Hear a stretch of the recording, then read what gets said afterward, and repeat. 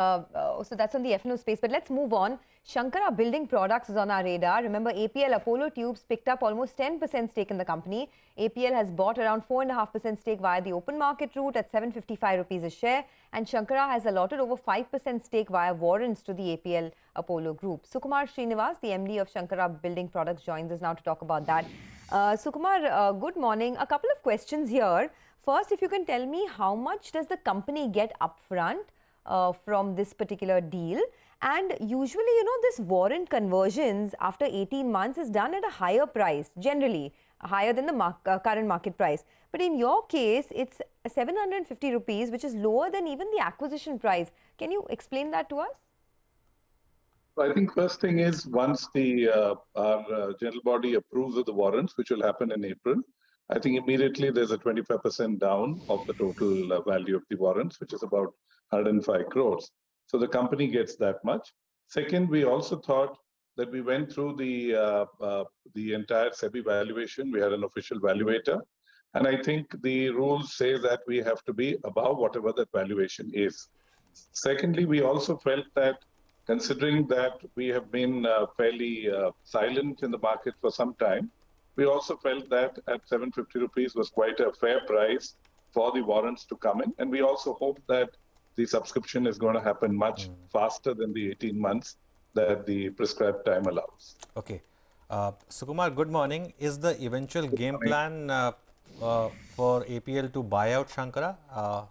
Is that going to be the ultimate end game here? No, that is certainly not the end game. We have really partnered with APL, or they have taken this stock. I think there are a couple of reasons for it. One is that we get a very committed supply. Secondly, I think APL is also planning to come out with a number of new products, which we will be their preferred platform for South India. So I think it's a fairly win-win-win situation. We will be leveraging on some of their strengths, and they will be using our platform of a large retail network and distribution platform that is available in South India. Right. Mr. Sukumar, would be beyond sort of security of supply, are there any other plans? In the sense, I mean, directionally speaking, strategically speaking, you've ruled out takeover, but how could this grow, expand? Because, I mean, some of this could have been done even without them picking up a stake, right? See, one thing is anybody who picks up a stake, the commitment is much more. So I think that is very, very important.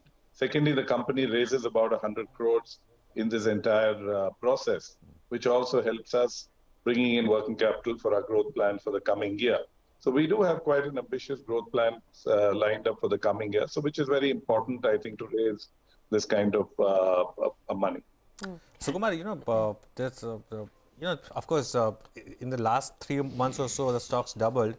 But I remember, your IPO had come out almost at the same time as DMart, and for better part of, listing after listing, you had in fact even competed with them in terms of shareholder returns. But after that, we had seen a big decline in the stock. Any thoughts on that, and whether, are you taking any steps to bring that confidence back for shareholders? I think we are working on it in a phased manner. I think once we get back onto the growth path, last couple of years, of course, has been quite muted, thanks to COVID and overall our own conservative approach, where we were looking at the balance sheet acutely. We brought our debt equity is very, very controlled. Our leverages are very high today. I mean, in terms of the debt, we've really brought the debt equity down to less than probably 0.5%. So I think we've been working very focusedly on our balance sheet. We did grow very rapidly in the early stages. I think we have sort of consolidated, gone into a consolidatory phase. And I think now, I hope this should be a Shankara version 2.0. Okay. You told my colleague that APL Apollo is not looking to buy out Shankara entirely, at least not at the moment. Will there be any board seat given to them? Will they get more control? Because it's almost a 10% stake that they have now in the company. No, they do not get a board seat, and they do not get any further control. The management remains firmly with us. So there is, I think such speculation you can just remove from these thoughts. Okay. And maybe not buy out entirely, but is there any chance that they may increase their stake further in the company at any point in time? Has that conversation taken place? No, the conversation has not taken place. So whatever happens, they will stay under 51%, Mr. Srinivas. Yes, absolutely. Is that abroad? Okay, all right. They won't get control. All right. Just a quick question on the business itself. I understand that the structural steel tube market is about 5% of the total steel market. The global average is much higher. Could you tell us how the underlying business itself is going to grow? And also, how is the very sharp increase in commodity prices, steel prices, impacting you? I think to answer your first part of the question is about why is our percentage of the structural steel lower in India is. I think compared to the world, I think primarily the world has moved tremendously into using steel tubes as a structural component in total building materials itself. For example, entire hospitals, could be entire hotels, entire large buildings are made up of steel. So you have this very large steel buildings, which is the norm in most parts of the Western world. In India, it's just picking up in a sort of a gentle phase. And in fact, APL Apollo has taken up a huge hospital contract in the NCR region, where the entire building is going to be of steel tubes. So I think the more we see such kind of structures happening, I think automatically the consumption of steel tubes as a share of structural tubes will dramatically increase.